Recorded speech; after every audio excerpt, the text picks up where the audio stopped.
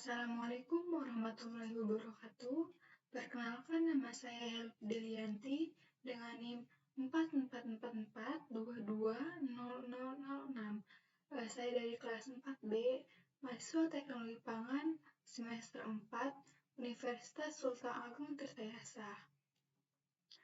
Nah, di sini saya akan mereview tentang analisis kadar air menggunakan metode kalsium karbida. Nah, mengenai keterkaitan analisis kadar air dalam bahan pangan itu dikaitkan dengan kualitas bahan pangan tersebut. Karena kadar air di dalam bahan pangan itu sangat berpengaruh terhadap mutu organoleptik dari bahan pangan tersebut. Nah, selanjutnya itu kita harus tahu dulu apa itu air. Nah, air ini senyawa kimia dengan rumus molekul H2O. Molekul H2O ini membentuk struktur molekul berbentuk F dengan sudut 104,5 derajat. Nah, ikatan kimia yang terjadi pada air ini merupakan kovalen antara oksigen dan hidrogen. Nah, air ini mempunyai sifat polar dan mampu melarutkan beragam senyawa kimia. Kemudian, apa sih kadar air dengan metode kalsium karbida? Nah, sejumlah air yang terkandung dalam bahan pangan. Nah, fungsinya itu untuk menentukan kesegaran dan daya awet bahan pangan. Kadar air yang sangat tinggi akan mengakibatkan mudahnya masuk bakteri, kemudian kamir, kapang untuk berkembang biak sehingga terjadi perubahan pada bahan pangan yang dapat mempercepat adanya pembusukan. Nah, di sini ada jenis-jenis air. Yang pertama itu ada air bebas. Nah, apa sih air bebas ini? Air bebas ini terdapat dalam ruangan-ruangan antar sel dan intergranular dan pori-pori yang terdapat pada bahan pangan. Nah, yang kedua itu ada air terikat lemah. Nah, air ini itu terabsorpsi pada permukaan koloid makromolekuler seperti protein, pektin, pati, dan selulosa. Nah, yang terakhir itu ada air terikat kuat. Nah, air terikat kuat ini membentuk hidrat, ikatannya itu bersifat ionik sehingga relatif sukar dihilangkan atau diluapkan.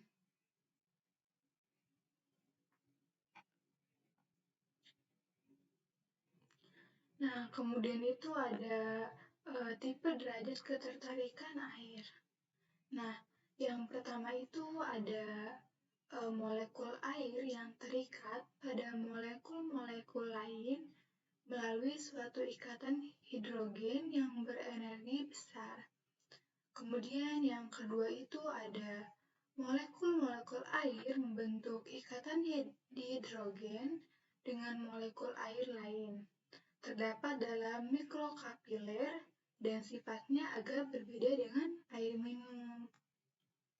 Kemudian yang ketiga itu ada air yang secara fisik terikat dalam jaringan matriks bahan seperti membran, kapiler, serat, dan lain-lain. Yang keempat itu ada air yang tidak terikat dalam jaringan suatu bahan atau air mumi dengan sifat-sifat air biasa dan keaktifan penuh.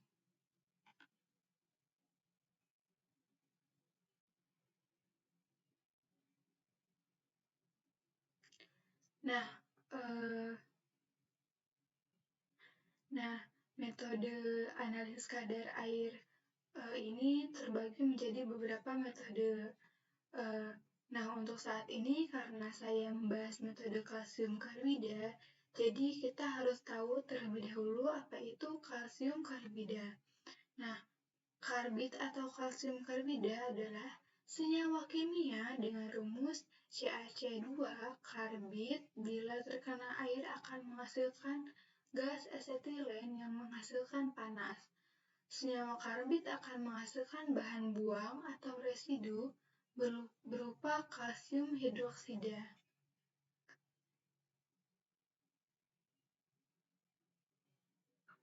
Kemudian di sini juga ada analisis kadar air metode kalsium karbida. Nah, cara ini tuh berdasarkan pada reaksi antara kalsium karbida CaC2 dan air menghasilkan gas asetilen C2H2. Reaksi yang terjadi selama pencampuran dapat dituliskan CaC2 plus 2H2O menjadi C2H2 plus CaOH. Nah, setiap 1 mol gas asetilen berasal dari 1 mol air. Nah, untuk volume 1 mol gas asetilen itu dianggap sama dengan gas ideal yaitu 22,4 liter. Nah, kemudian di sini juga ada alat dan bahan yang diperlukan dalam analisis kadar air. Nah, yang pertama itu ada alat yang digunakan yaitu tabung reaksi, gelas ukur, selang, alu, pipa bengkok dengan karet, ember penjepit tabung, dan pipet. Kemudian bahan yang digunakan itu ada sampel, kalsium karbida, dan aqueous. Kemudian ada prosedur analisis yang digunakan dengan metode kalsium karbida, yaitu yang pertama itu kita haluskan sampel yang akan dianalisis dengan menggunakan alu dan diperas. Nah, setelah dihaluskan, selanjutnya itu kita masukkan 1 mili sampel ke dalam tabung reaksi yang bersih dan kering. Nah, selanjutnya itu kita masukkan air ke dalam ember dan masukkan gelas ukur hingga terisi penuh dengan air. Nah, posisikan gelas ukur ini terbalik dan air di dalam. Kemudian, masukkan selang yang telah tersambung dengan pipa bengkok ke dalam gelas ukur hingga hampir menyentuh dasar gelas ukur. Nah, selanjutnya itu masukkan sedikit kalsium karbida dalam tabung reaksi dan segera ditutup dengan karet pada pipa bengkok.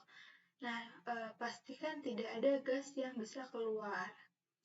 Selanjutnya itu gunakan penjepit tabung untuk memegang tabung reaksi.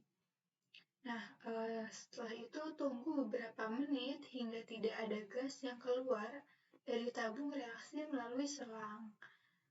Yang terakhir itu catat volume gas asetilen yang tercatat pada gelas ukur. Nah, pasti dalam suatu analisis dan metode itu ada kekurangan dan kelebihan. Nah, kekurangan dan kelebihan metode kalsium karbida itu kekurangannya dulu itu memiliki hasil yang kurang akurat karena ketelitiannya bergantung pada pencampuran atau interaksi karbid dengan bahan. Nah, kelebihannya itu dapat menentukan kadar air yang berada di dalam sampel dengan cepat. Nah, penentuan jumlah asetilen ini yang pertama itu ada menimbang campuran sampel kalsium karbida sebelum dan sesudah reaksi selesai. Kehilangan bobotnya merupakan bobot asetilen. Yang kedua itu ada mengumpulkan gas asetilen yang berbentuk atau yang terbentuk dalam ruangan tertutup dan mengukur volumenya. Dengan volume yang diperoleh tersebut dapat diketahui banyaknya asetilen dan kemudian dapat diketahui kadar air dalam sampelnya. Selanjutnya itu dengan mengukur tekanan gas asetilen yang berbentuk jika reaksi dikerjakan dalam ruang tertutup. Nah, dengan mengetahui tekanan dan volumenya itu, gas asetilen dapat diketahui banyaknya asetilen. Dengan demikian, kadar air dalam sampel dapat diketahui. Selanjutnya itu menangkap gas asetilen dengan larutan lembaga sehingga dihasilkan tembaga asetilen yang dapat ditentukan secara gravimetri atau secara volumetri atau secara kolorimetri. Nah, mungkin itu saja yang dapat saya sampaikan mengenai review analisis kadar air menggunakan metode kalsium karbida. Semoga bermanfaat, kurang lebihnya mohon maaf. Wassalamualaikum warahmatullahi wabarakatuh.